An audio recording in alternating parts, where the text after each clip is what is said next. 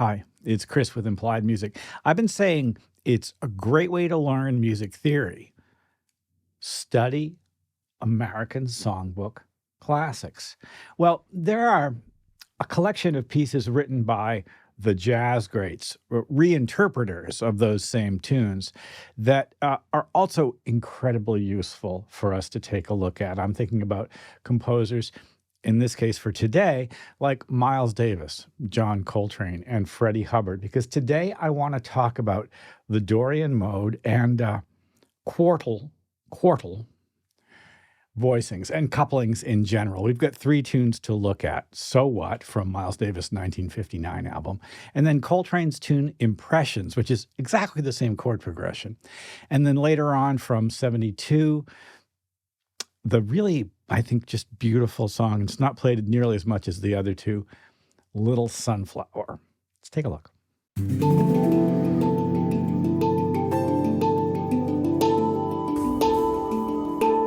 Well, I hope this examination of American songbook classics and to some degree jazz classics and standards is useful for us. I'm a fairly well-trained musician, but, as a young musician growing up essentially in a rural area in central Maine in the 60s and early 70s, I didn't have access to good classical theory training. And yet I did have a Berkeley real book and I listened to things.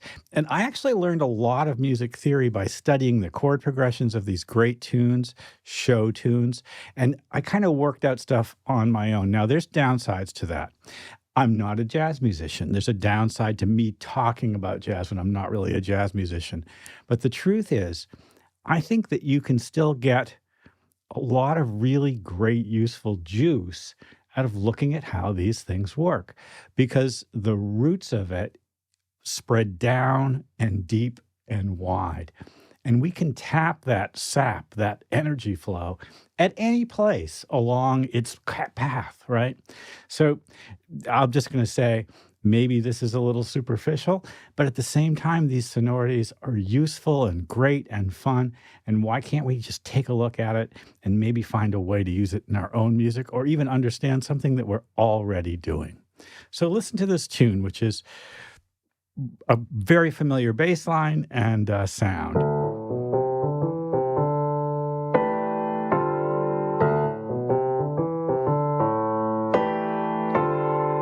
That's the phrase from So What? You can see it right here on the chart. That chart taught me an awful lot, and I'll show you what it taught me. It showed me this sound. Here's my D, and then this. Those two chords are a very powerful system. Now, look at this shape.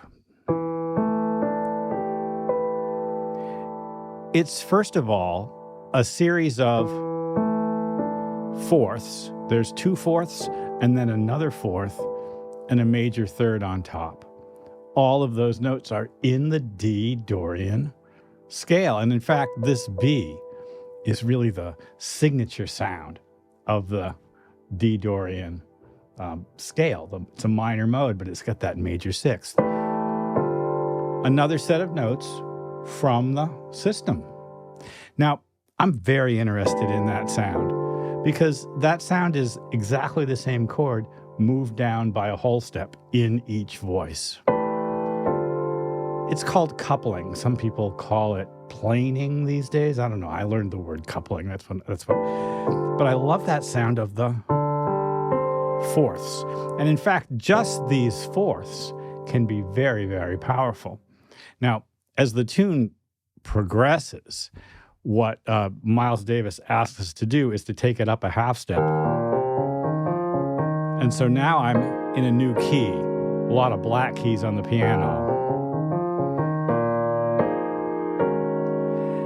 It's an E flat Dorian minor, and it's the same scale, just up a half step, and the same chord shape, just up a half step, and the same relationships. So there's my first set of fourths, there's my next one, and there's the major third on top. Same deal. That sonority is very, very powerful. Now, what I want to point out to you, and I think I'm going to just close this window out for a second so that we can look at it in more detail, is the use of, for us, fourths, and the idea that we can just grab a couple of stacks of fourths to create a really powerful sound. So here's my D, and follow along with this. So D Dorian is this. And it's a beautiful kind of, I just played all the notes of the D Dorian system, and I played it as a stack of thirds. But there's something about stacks of thirds which is just very kind of Western classical, isn't it? It's beautiful, and honestly, it sounds a little bit like a low-sill album. I just hold that chord down. But the innovation, I think, that we see in these late 50s, early 60s, up into the 70s, modal chords, is that the voicings are stacked in fourths. It's a quartal voicing. So take a look at this quartal voicing. So here's my D in the bass. And in my right hand, I'm going to play D, G, C. That's a quartal voicing. And if I go up, E, A, D, that's another quartal voicing. A set of three notes stacked in fourths, a set of three notes stacked in fourths. Now, did you notice the bottom note was D and then the bottom note was E? Now, if I change the bottom note up or down from those two, I'm going to suddenly, to create fourths, have to go out of the D Dorian mode. This B flat should be B natural to stay in the mode, but this interval is a tritone. It's not a fourth. Only 5 notes will allow me to stack fourths like this, and they are E, D, B, A, and G. I'm going to play all those notes at once. My computer very graciously tells me that's the G pentatonic scale. In other words, stacks of fourths that follow the G pentatonic scale work great for D Dorian. Now that sounds a little like word salad. I get it. But if you can listen to it and try it a little bit, you'll hear that and feel in your hands, I think eventually, that it's a very powerful tool. This is essentially the world that McCoy Tyner lives in.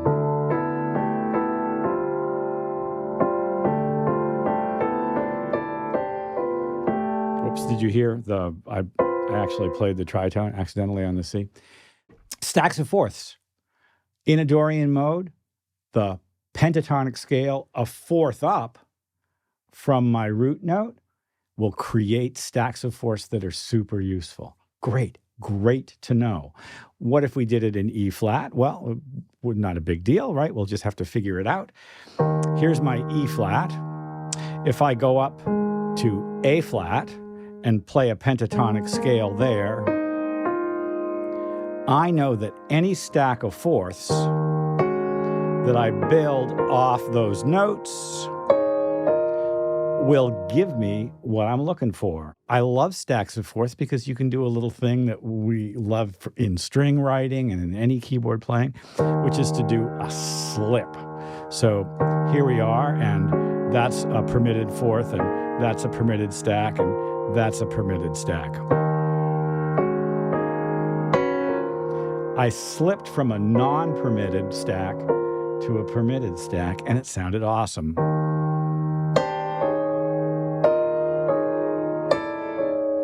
And there are some very spicy sounds in there, aren't there?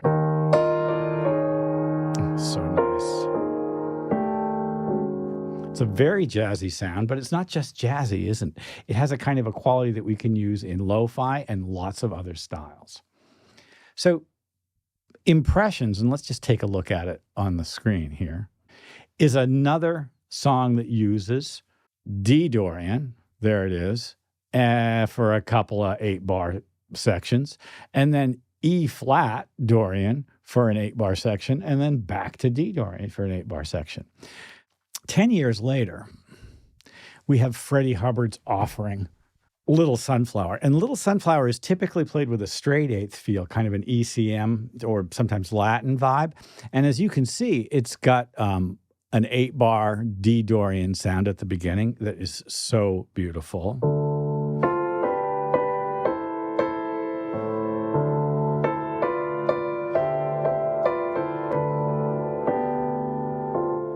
Right? Isn't that pretty? Simple little melody. Now, the innovation here, and why I love playing Little Sunflower, is instead of when it goes up to E flat, going to the Dorian, it goes to E flat major 7.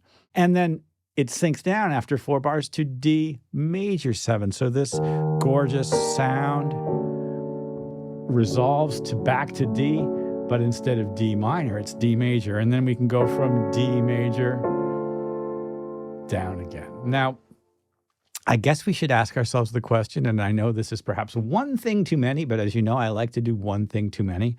If I wanted to build a stack of fourths, if I wanted to build quartal chords that worked with a major 7 chord, is there a pentatonic scale that would allow me to do it? Let's just see if we can figure this out. We know that quartal chords, when we build them in a mode, need to have notes only from that mode. Of course, I know this because I've done it before, but I know that the B-flat pentatonic scale will give me stacks of fourths that are permitted within E-flat major.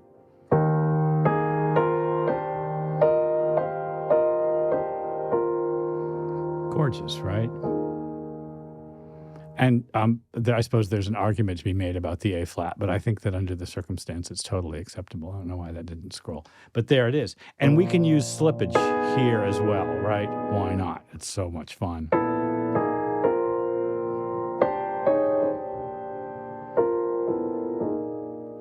So much fun. Listen, this is a big mouthful to chew on all at once. And we're just scratching the surface of what's possible with quartal harmony. Voicing your chords in fourths creates a ambiguity that suggests other worlds, even within conventional harmonic frameworks. And I just love that about it. But it's a great way to voice your chords, a great way to voice a major chord, a stack of fourths. On guitar, boom, there it is. Very handy.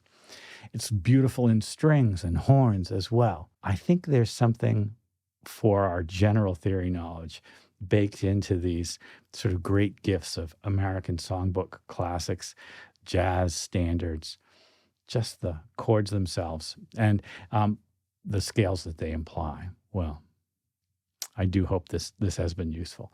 Like and subscribe, ding the bell. You'll be notified when I do my videos, and I'll see you next time.